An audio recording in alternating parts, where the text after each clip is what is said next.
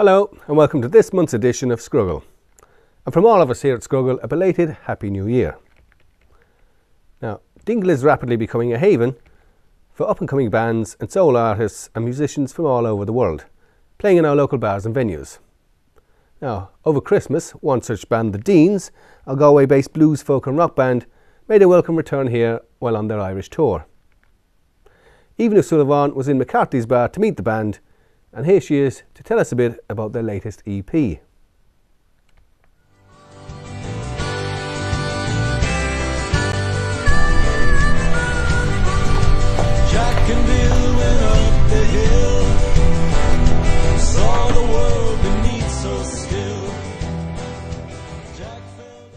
My name is Eva Ní Thuilleabháin. Now I'm here in McCarthy's bar and venue in Good Street in Dingle. This bar has been in the McCarthy family since the early 1800s and still has retained its original charm. It's also attracted some of the top musicians such as Glenn Hansard from the Frames, Paddy Casey, Mundy and Damien Dempsey, to name but a few. Now, last night the Deans from Galway entertained a crowd here, and if you weren't here you certainly missed out. Now, details of their upcoming tours are available on their Facebook page, The Deans. So we're going to leave you with a video from their latest EP, Subterranean Wanderer.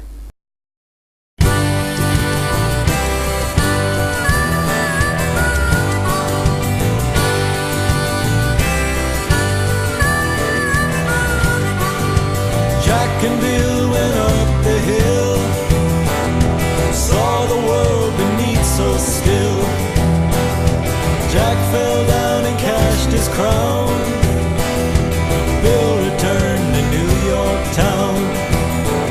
So many tried to plunder her, subterranean wanderer.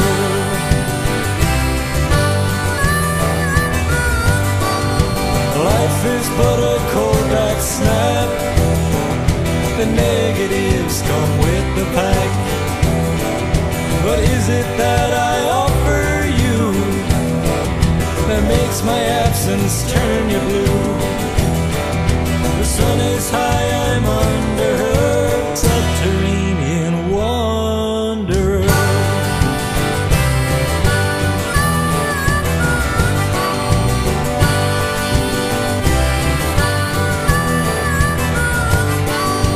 I have plans to love, I hope, but take the time to learn the ropes.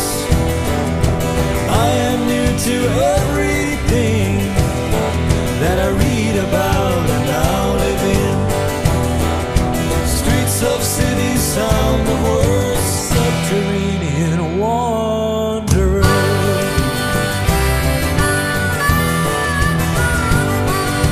Subterranean wanderer. Subterranean wanderer. Subterranean wanderer. Subterranean wanderer. Freedom is worth more than gold. Get out and walk, don't pay the toll. Tides of time don't reel me in. Arriving pure and leave with sin.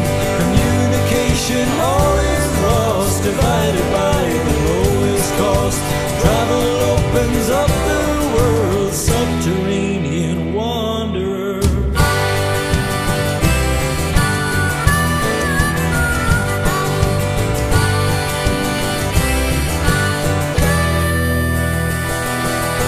Subterranean wanderer. Subterranean wanderer. Subterranean wanderer. Subterranean. For more information on their European tour, check out the Deans on Facebook. Now, we were in Árd Móra Póil on the 21st of December to record The Shadow of the Three Ancient Standing Stones, aligning the sun as they set on the shortest day of the year, the Winter Solstice. This was the first year that Féile Lios Póil organised an event around this day, which incorporated talks with local archaeologists. Our Eva went along to the event and spoke to one of the organisers of this event, Colin Murphy.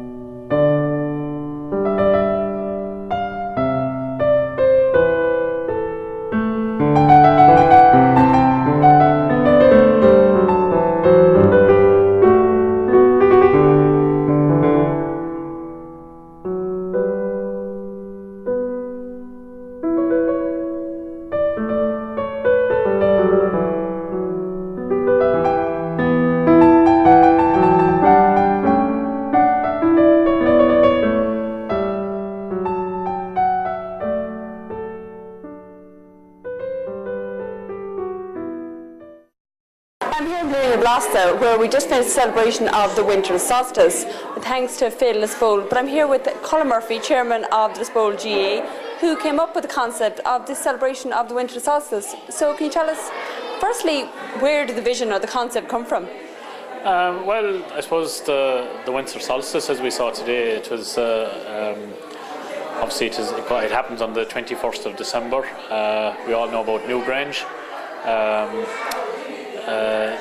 The idea, I suppose, came for us was somebody mentioned to me about the positive energy, magnetism, and the draw that there is here to the Dingle Peninsula. And I suppose to prove that fact to me, they pointed out a few interesting things that I suppose I should have been aware of, but I wasn't. One was, the amount of people, creative people, that have taken up residence here in Dingle and in Chorca Dhuibhne. And the other thing then was the concentration of megalithic and archaeological sites that are here on the Dingle Peninsula. I'm told there's somewhere between 2,000 and 2,500 of them, and it's the highest concentration of archaeological sites in Western Europe. The standing stones above an Árd Móra, where we were today, is just one of them. I suppose the significance of them, as was mentioned here today, is that it was a marker for probably the farmers of the time that winter had come to an end. Well, I won't say winter had come to an end, but certainly that the days were going to be getting longer from here on. And I suppose it was time then that was time to be getting the potatoes, the seed potatoes ready, or whatever they were growing at the time. My knowledge of the archaeological sites, it's fairly basic, but it was quite. We were very, very, very fortunate today, Eva. We got the sun for the first time of asking, and it was great. This was obviously a great turnout for your first time organising something like this. Where do you hope this will go? What's your long-term vision? Well, obviously it would be lovely to celebrate this every year, but there is so much to admire here in the Dingle Peninsula. I was at a meeting recently with a planner in Kerry County Council, and we all know we're in a recession. But the one thing he did say to me, that probably the only two things that are left, particularly here in Kerry, are agriculture and tourism. Now, we're here in the Dingle Peninsula. We have absolutely fantastic scenery, and we have great farmers. So where do we go from here? My vision would be that we would take advantage, I suppose, of what nature has provided for us. Like I said, we have the scenery, and we have the good food. We have Blasket Island lamb, we have Murphy's ice cream, we have cheese made below in Castle Gregory by Maya. We now have our own brewery. We do indeed. And so, if we could market all those things and attract more people into the peninsula, whether it is for a day, a week, or a month. Then football clubs like ours might be able to hold on to the players that we're losing at the moment. So that would be my vision of it. I'd like to see more people come in and let them appreciate, let them taste, and let them see what we have to offer. Very good. Well, for the first time, it was a very, very successful event, and congratulations with that, Colin. Thank you, Eva. We were very, very, very lucky, particularly the way the weather has been all summer, and with the last couple of days, even yesterday. My God, had we if today came like yesterday, it would have been a pure disaster. But somebody is smiling on us, and maybe that's an omen for the future. Very good. Well, best of luck with the future events. I'm sure there'll be many more coming up. Thanks, Eva. Okay, thanks, Colin, for taking time out to talk to us here. Some sports news now. Pobalscoil Chorca Dhuibhne were celebrating this week after winning the O'Sullivan Cup. They had a comprehensive win over St Brendan's of Killarney with a final score of 11 points to a goal and 3 points. Now, this is the fourth time the Cup has come to West Kerry, but the first time for Pobalscoil Chorca Dhuibhne. Liam Higgins spoke to their manager John Flannery and to some of the team.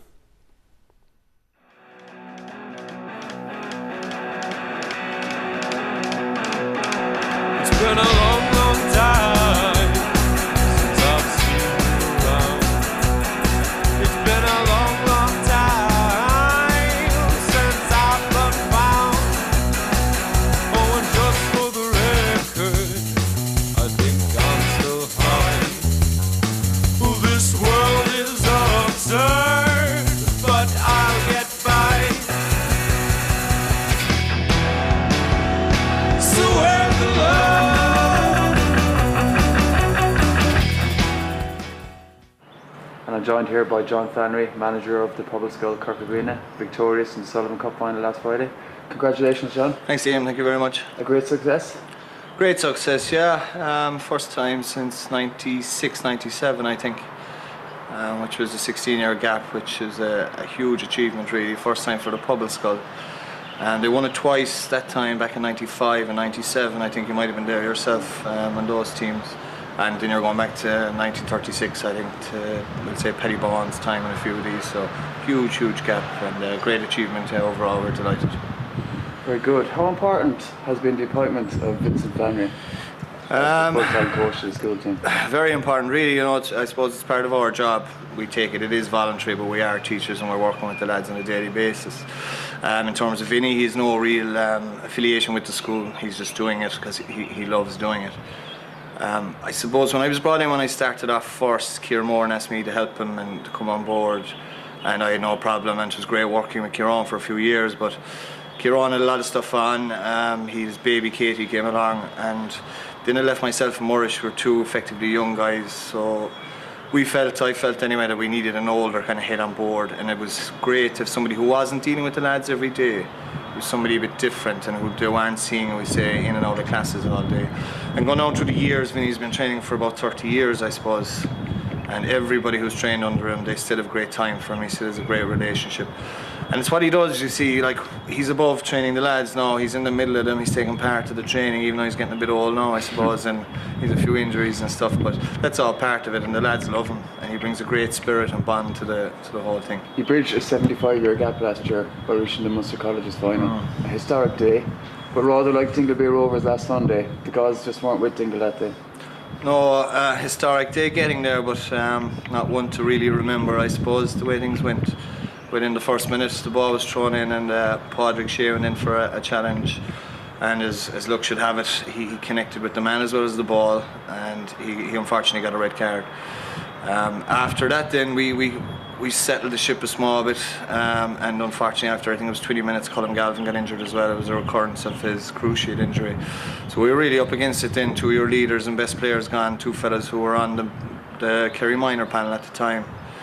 So, in fairness, then we went in at half time, and the lads made an agreement that they'd try and give it their all for the boys who were after getting injured, and we did it. We came back, we were down 4 points or so at half time, wouldn't be sure, but we came back and we were a point up.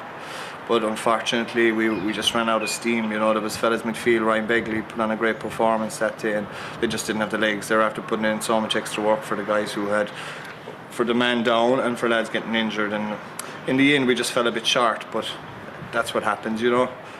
You have massive turnover of players from that team. You mentioned Ryan Begley. Ryan has left. Colm Galvin has gone. Possibly 1 or 2 more, but largely it seems you have pretty much the same team as lined out in Lewis Road that day. Does that create its own pressure? The fact that you're now kingpins of Kerry football, you're no longer dark horses. No longer, no. I suppose we came in under the radar a little bit last year, and all the players you did mention gone were very influential. Ryan, Colm Galvin, Adrian Rail, a few of the older heads. You see, the school we have, you have small numbers. You're dealing with about 200 or 220 lads in comparison with the Sems and the Greens. The Crease Trees are 600-700. So what you do, you're going to have that turnover. You mentioned the Sem and their pick, and you mentioned intermediate school Clog and quite a large pick. In our day, of course, beating the Sem was very, very special. You always tried that bit harder against Killarney. I mean, is it still the same, the Sem being number 1, or is there 5 or 6 colleges in Kerry now that share equal status? We hadn't played the Sim until the final last week. Now we've played Tralee a couple of times, and they seem to be our team this year. We were drawn in the Kearney-Vree group and the Sullivan Cup group. So we've played those twice. We've beaten them once, they've beaten us once, so it's 1-1. And if we do manage to come over Flannans in the Kearney-Vree or overcome Flannans, we could be playing them in a semi-final. They're playing Rochester and Cork. Having said that, you're not going to look past Flannans? Not at all, no. I was just trying to gather a bit of information. We wouldn't know a whole pile about them. They lost in the Harty Cup last Wednesday, so for them this is all they're going to have left for the rest of the year. They're going to be one to watch amongst others. Okay, well, they're always a tough breed. Always going to be tough, yeah. You know, whenever we seem to be playing them, it's always a tough, hard game. Even the hurling game, I was laughing, the report in the paper, there was a guy sent off before the sliotar was even thrown in, so we know what to expect. We know what to expect. Under no illusions. Yeah. You mentioned the young depth of talent you have at the moment with last year's County Division 1 under 16 final between Dingle and the Gate. There have been two memorable matches. A last minute goal for Dingle, finally. Very similar to me, Dublin 91, some people commented. Now you have that, you're now kingpins of Kerry football, a large turnover from last year's team. Using as few cliches as you can possibly muster, are you finally going to bring the Carnival back to West Kerry? I'll kind of dodge the question a small bit, Liam. I won't use any cliches. All the teams at this level, honestly, it's going to be very, very tight this year. I think Crease 3 winning last year has given the Cork teams added impetus. They all realise now that it's there to be won. It was won by the Kerry teams for 4 or 5 years in a row. Macroom are very strong, Rochestown are a developing team. But as you said, things look bright. We won the under-15 the Moran Cup final. We won the Sullivan Cup final. We're now in the Dunloe final, so it definitely seems to be our time, within Kerry anyway. Whether that's going to transfer onto the Carnival and a Munster stage, I suppose that remains to be seen. John, I wish you the best of luck next Wednesday. Thank you very much. Thanks, Ian. Thank you very much. So where the love? So where the love?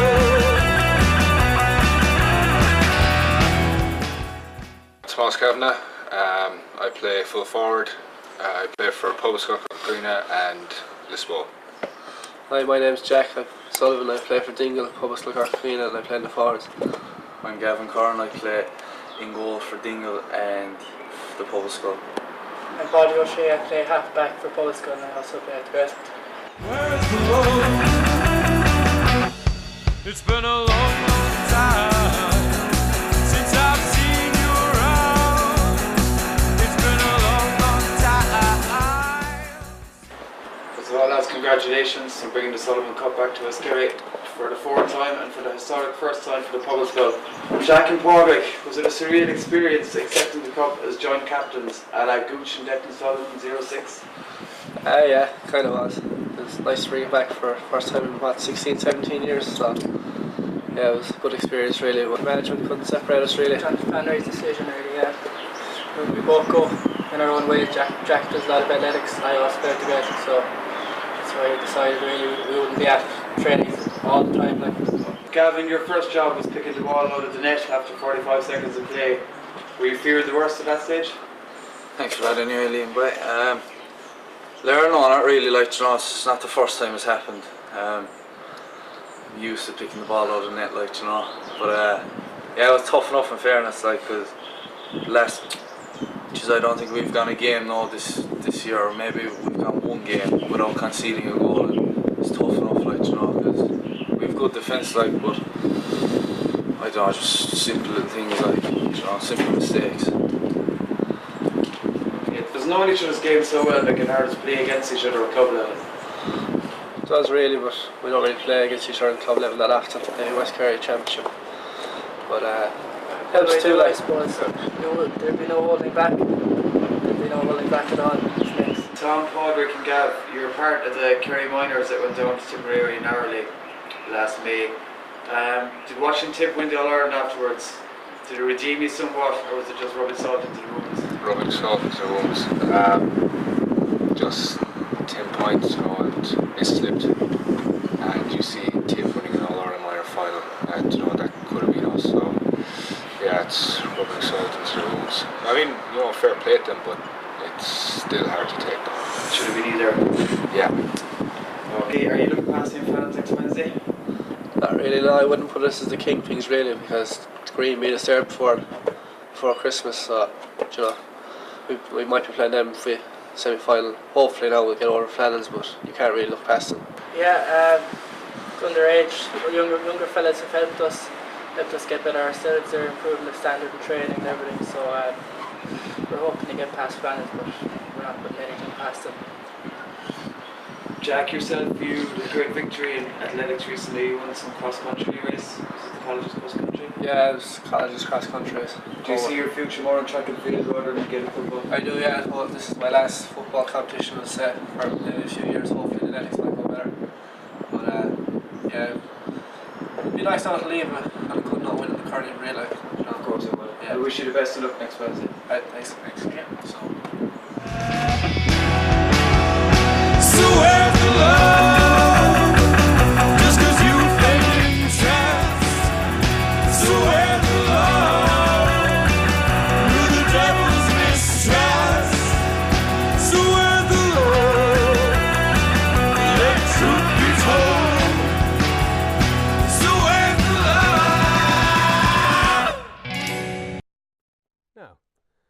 Dingle has become a popular venue for bands and artists worldwide. It has been widely acknowledged that we also have some of the most talented musicians and artists here on our own doorstep. One such example are the contemporary folk band Deluce's Patent. Eva went along to chat with Deirdre Granville, a member of the band, about the band's history and future plans.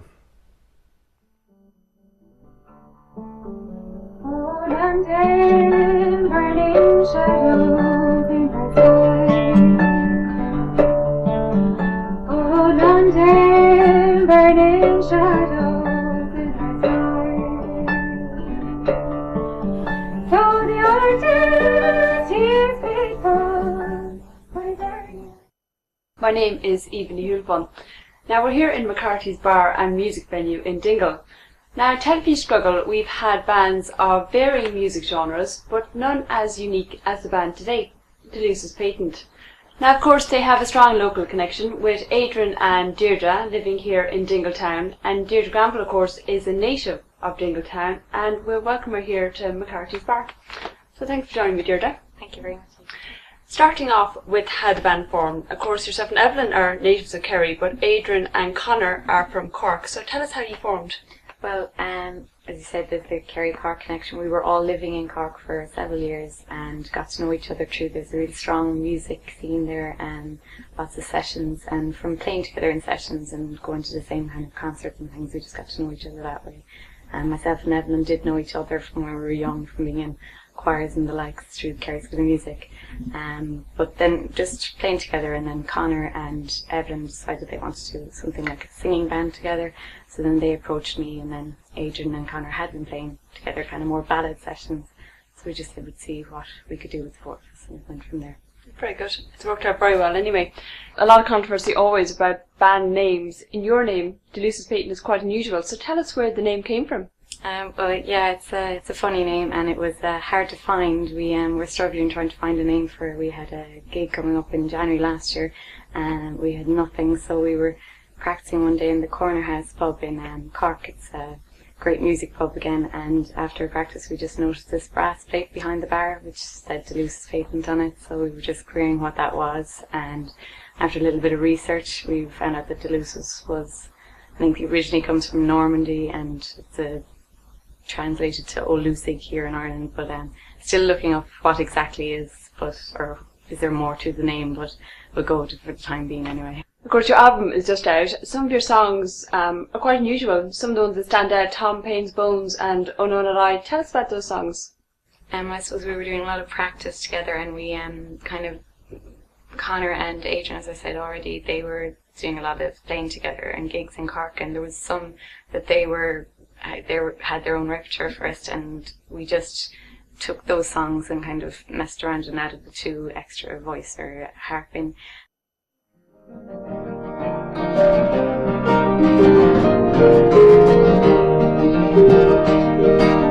I dreamed out one evening on a river of discontent, ran right into old Tom Paine, was running down the road he went.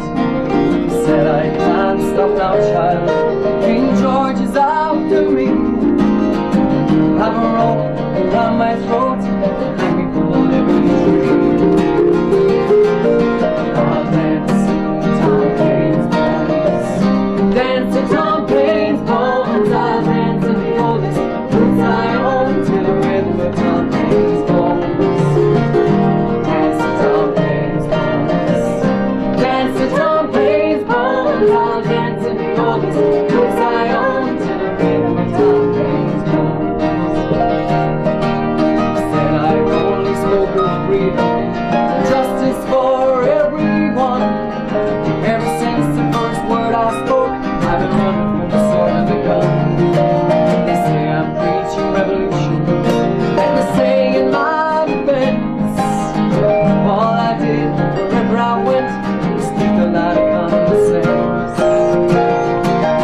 I'll dance to Tom Paine's bones, dance to Tom Paine's bones. I'll dance in the oldest roots I own, to the rhythm of Tom Paine's bones. Dance to Tom Paine's bones, dance to Tom Paine's bones. I'll dance in the oldest roots I own, to the rhythm of Tom Paine's bones.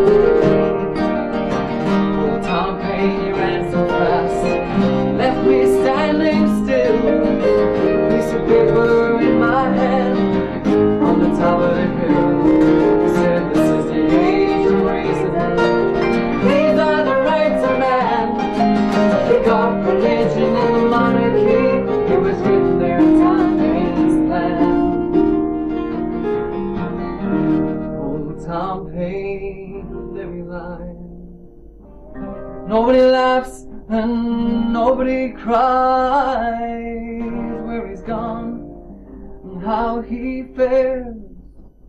Nobody knows and nobody cares. And I'll dance to Tom Paine's bones. I'll dance to Tom Paine's bones. I'll dance in the oldest boots I own to the rhythm of Tom Paine's bones. I'll dance to Tom Paine's bones. Dance to Tom Paine's bones. I'll dance to the oldest boots I own to the rhythm of Tom Paine's bones. Dance to Tom Paine's bones. Dance to Tom Paine's bones. I'll dance to the oldest boots I own to the rhythm of Tom Paine's bones.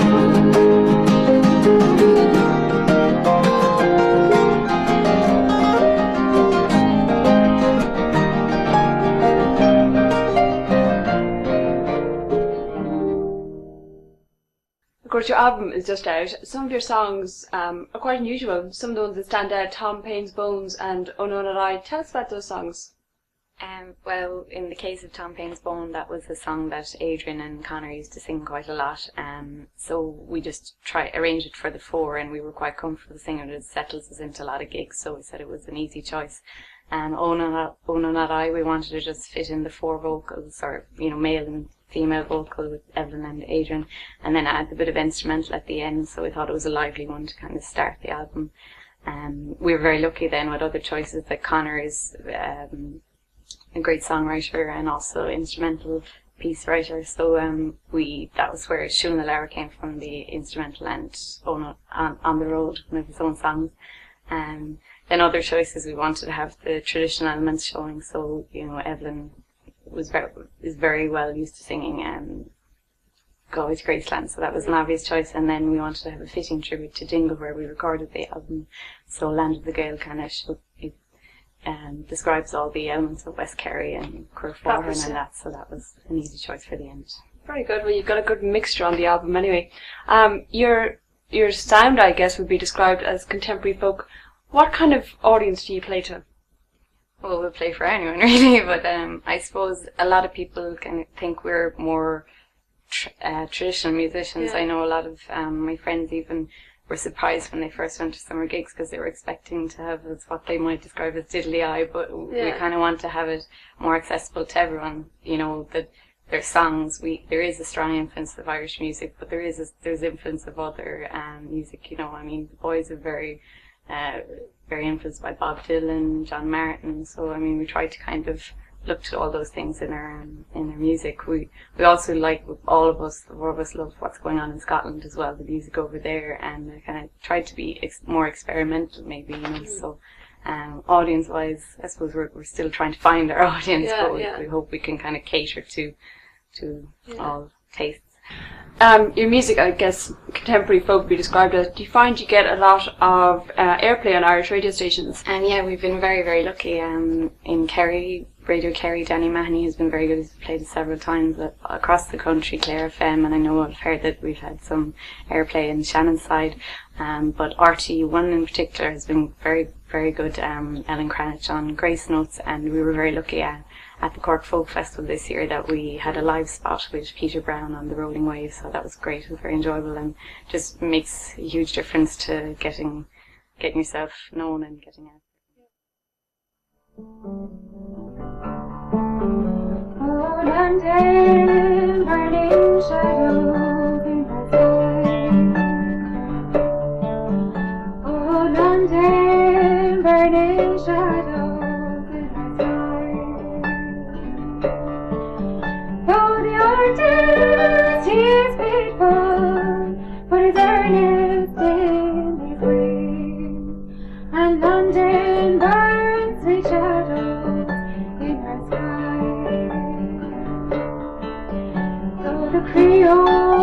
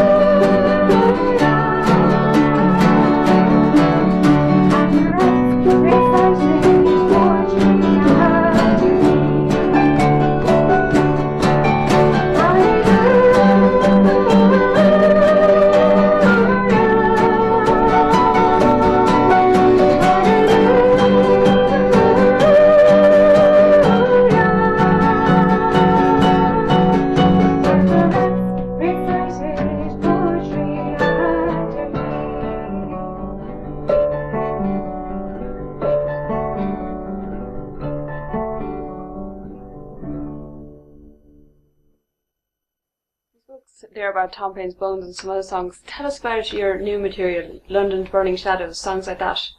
I suppose we did so much practice for, preparing for the first album. We didn't want to just leave that, work ethic kind of fall apart. So we're just trying to keep ourselves working hard all the time.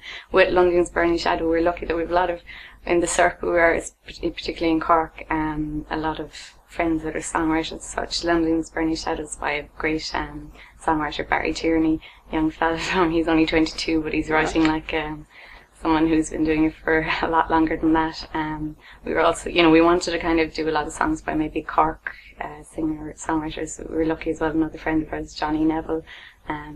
We took on one of his songs for the album Cotton Wool and Blue, but we want to maybe try out a few more of his as well, So it's we're always just looking for new material. We'll try anything really and just see how it goes. Some things work in practices, some things don't.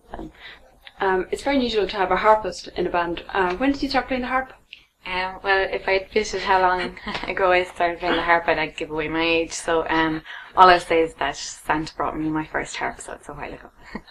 Okay, well, I can't have you here without asking about the Dingle Tradfest as founding member. When you founded the Tradfest, what was your overall vision? I suppose I really wanted to have a festival that was kind of more innovative, or maybe a very youthful approach, just to have to cater towards audiences from a young age up to 60. But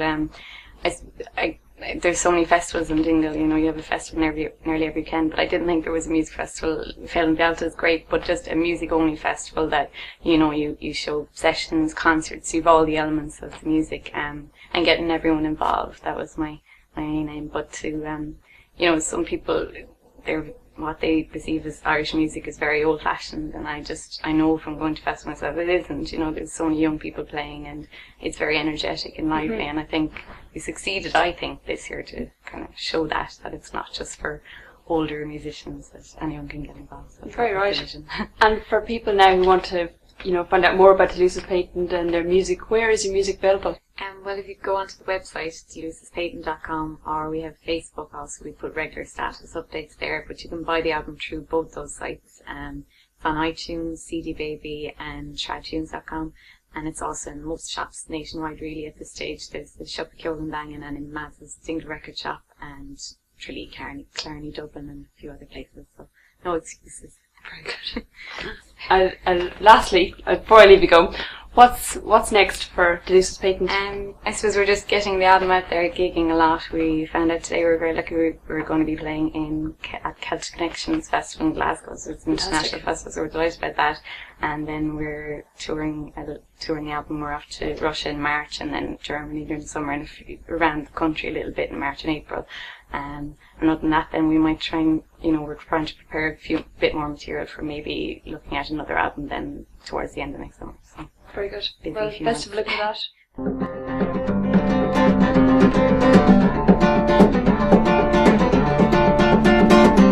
Newfoundland sailor went walking on the strand, spied a pretty pagan maiden, took her by the hand, saying, "Will you come to Newfoundland away with me?" he cried, but the answer that she gave was so kind. I were to marry you, and it will be the day. Your friends and relations will scorn and shame. If you were born of noble blood and be a daughter queen, do you think that I would marry you? Oh, not me. 6 months being over and 7 coming nigh, now the pretty pagan maid began to grow shy. Of course it would not meet, and her apron would not tie. Made her think of all the times she said the whole night. Each one's being over and I'm falling out. Now it's pretty clear that she won't want the sun. She wrote a letter to her love to comfort me, but the answer that she gave so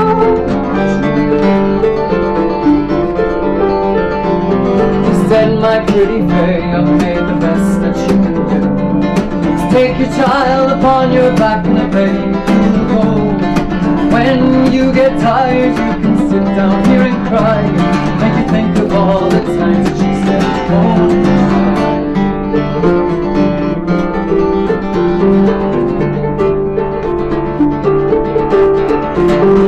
While you're waiting there, your maid's a warning tale from me.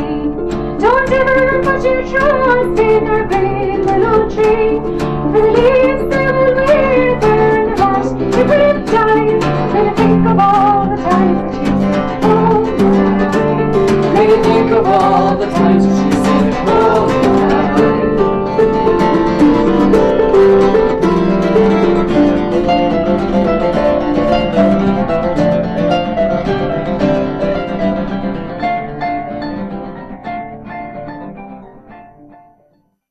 That's it from me here at Scrogall. Again, as Deirdre said, their music is available on delucespeyton.com, which is their website, and their Facebook page, Deluce's Peyton, so be sure to check that out.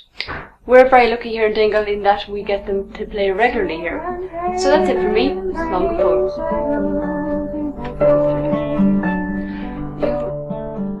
Oh, London, burning shadows in the sky. Though the artist, he is faithful, but he's earnest in his way. And London burns sweet shadows in her sky. Though the Creole lady. For more information, why not check out their website at delucespeyton.com. Well, that's our programme for this month. We also have a fortnight news programme, Email on Phobal, which will be starting in the coming weeks. So tune in for the latest news. For myself, Aidan O'Shea, and all here at Scrogall, Slán go Fóill.